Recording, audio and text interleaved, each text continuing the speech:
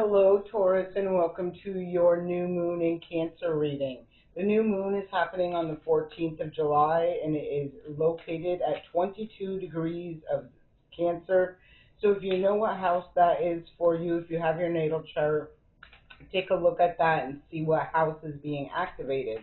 What fresh start, what new beginning is getting ready to happen. So we're going to pull a card from the Moonology Manifestation deck as a result of it being a new moon. That is really when we set those intentions, plant those seeds, really start focusing, nurturing, watering that seed, growing it, developing something. So let's see what messages are coming out. This is for the sign of Taurus. And the card that comes out is forgive. So this is interesting, and it's a full moon in Pisces. So as a result of it being a full moon on this card, the bottom of the deck is open up to change. That's Aquarius energy. Very interesting. This is also a new moon on that.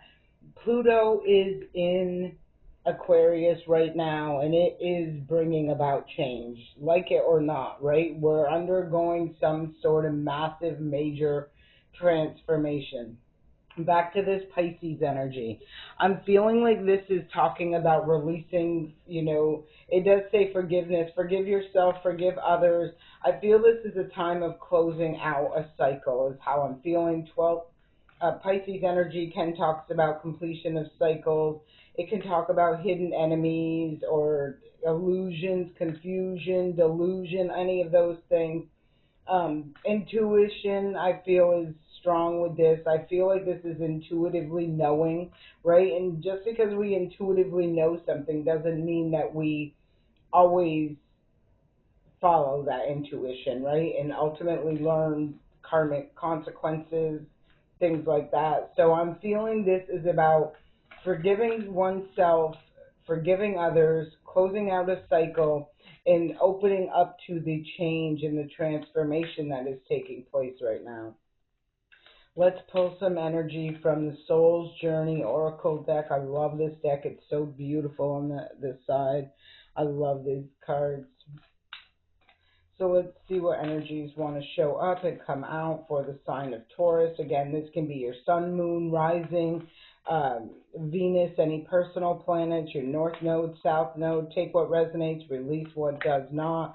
If you do have your birth chart, and I know I say this several times, you will always find it more accurate to listen to the messages for your rising sign. If you don't have your birth chart, they are available free online. Just Google free natal charts or free birth chart. You'll be able to go right there and get one. No, free. No putting no card information, none of that crap. Stay in the flow. So again, this is the universe asking you to trust. Trust the process. Work with the energy, not against it. We have soulmate on the bottom of the deck. This shows me a portal, and I see light and dark. It says embrace a deeper relationship. I'm kind of feeling the energy of like the change coming, like recognizing karmic, like we soulmates, but they're also, we have karmic soulmates, right? And I feel like this is a recognition between the light and the dark, the right and the wrong, that sort of energy. I kind of feel like that's part of that cycle that's closing out for you, seeing things for what they truly are. Like I feel even with that Piscean energy, the illusion has been shattered, or the illusion is shattered, that sort of energy, and it's bringing forth this change. So go with the flow. Let's see what other energies want to come up for you. Next card up is one thing at a time. And this really makes me feel like Gemini energy, because you do see two individuals in here. So I feel like this could be, somebody who has really been overwhelmed or becomes overwhelmed, getting in, being of two minds, right? Gemini energy, being of two minds, back and forth or within the headspace about some things. I think it's very important for you to focus one thing at a time. Look, bottom of the deck, let go of the past. This is like taking a review, looking backwards. I'm seeing that full moon as well right there, about this old cycle, that past experience or whatever this is. And it could have been very challenging for someone. It does look like there was a lot of back and forth, in the mind space. Am I right? Am I wrong? Is this good? Is this bad? Like, I just feel like it was because somehow it was cloaked or clouded with illusion, with something that wasn't real until ultimately that illusion got, like, I just feel dissolved, and the truth is the truth, and nothing's going to change that. There's that portal again, make work fun.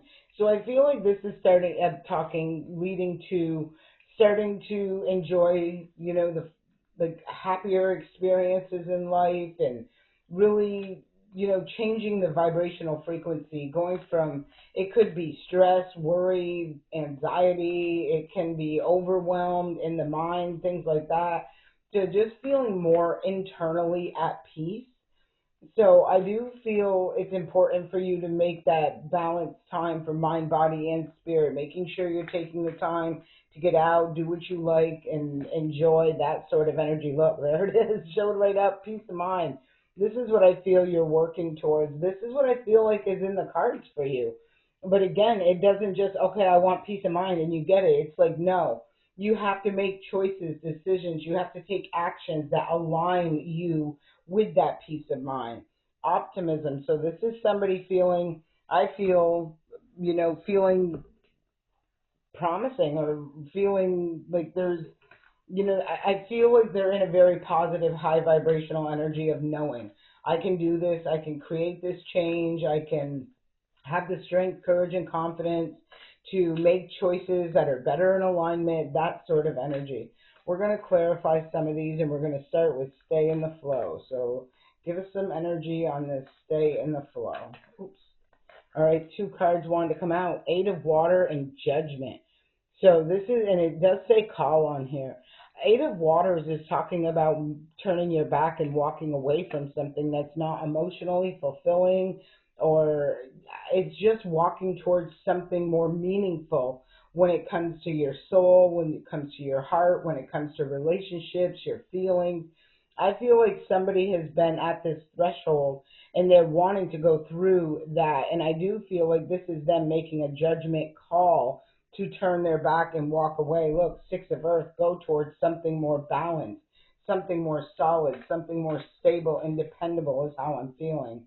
Let's talk about this one thing at a time. Let's get some clarity on this one thing at a time. Maybe you've been overwhelmed with a lot of different things all coming at you at once and having to be dealt with. This says just take the one thing at a time. So focus on one thing, get that resolved, and move on to the next. The first card that comes out is the Seven of Waters. That's that being in two minds. This is about being confused. This is about exploring options, or, like, a lot of different options. It can also be a time of confusion involved in this. Messenger of Fire. So this is some sort of spark. I feel this messenger feels to me like news or information or a conversation of a direction, of a choice, of a movement. That's what it feels to me. Let me grab one more card for this one thing at a time. Yeah, this does feel like very emotionally cloudy or distorted energy. You had a couple cards that came out. This one, oh yeah, three cards come out. So this one came upright, and so that's the Ace of Earth. These two came down, right? These were, I couldn't see them. They were on like this when I picked them up. Nine of Pentacles, Nine of Earth to the Ten of Water. So I feel like this is a pivotal portal. I feel like this is a point where it's time to make choices and decisions on the new beginning. And with the Nine of Pentacles, that often talks about doing something solo, independently, on your own, right? Co-creating with the universe in order to build not only the material stability and security, but the emotional security and stability as well. So this is what it's looking like to me. Take what resonates again, release what doesn't. Let's see, make work fun. Let's take a look at that and see what clarifying energy wants to come up with. Make work fun. Make work fun.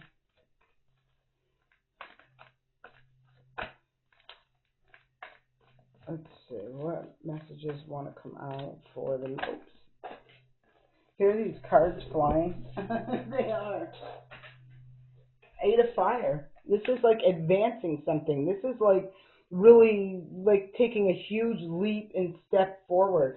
Maybe there's something, a connection, a door, an opportunity, something that you're going to connect with as you're out and about, enjoying life, living your best life, doing something that's fun for you, something like that. Yes, that's exactly how I feel. Look at the bottom of the deck, the Nine of Air in reverse. This is something that's going to liberate. And I was going to say, is this whole deck upside down, but it's not. There's something. It looks to me like that's had you stuck. It's been some sort of a manipulation tactic. I feel like, again, I'm reading like this is happening. You're experiencing this. Some people watching this, you're the one doing this. I would stop doing that immediately. But anyhow, what I'm feeling with this energy is something is going to liberate someone, and they're going to be taking a huge leap forward as a result of, I feel, an offer, an opportunity, a door opening, being at the right place at the right time. It just feels like aligning with the higher vibrational frequency. So let's see what other messages for this make work fun. I feel like this is also about you taking action to get out there, enjoy life, have fun, do something. Next card is the High Priestess, trusting your intuition. I talked about this at the beginning of this reading. I felt like there could have been, maybe even in the past, where your intuition was saying something, but maybe your ego was overriding it, and you kind of like swept the red flags underneath the rug, or you didn't want to trust your intuition. And I feel like it's brought you to a point of no return, a point of to a fire, having to make a choice and a decision on staying in a cycle. I feel like it's a karmic cycle, or embrace the change and close out this cycle, having the strength, courage, and confidence to take that leap of faith to make these healthier choices and decisions. That's how I'm feeling. So let's get some clarity, energy on this peace of mind. I feel like that's what the ultimate goal is. I just feel like there's needs to be some cleansing, clearing, and purging in order to get there. And then the Seven of Wands, Seven of Fire, shows up to say you've made it to the top of this mountain, like you've overcome all these obstacles and these challenges, and now you're seeing things solidify in your physical realm with the King of Earth, right? This is where this is trying to bring you, and I feel like it does bring you a lot of internal peace in your physical realm as well as your spiritual and emotional realm as well. So big, huge, like stabilizing factor I'm seeing rolling in, or you're attracting in. And again, we attract in according to the vibrational frequency that we are operating out of. So be mindful of that. But this is getting that victory, that success, getting to the top of that mountain, rising above, overcoming those obstacles and challenges. Let's pull one more card for this peace of mind, and here it is, the Seven of Air. This is what you've had to look, two sevens right there. I don't have the book out here. I'd read it for you. Bottom of the deck is the Emperor energy.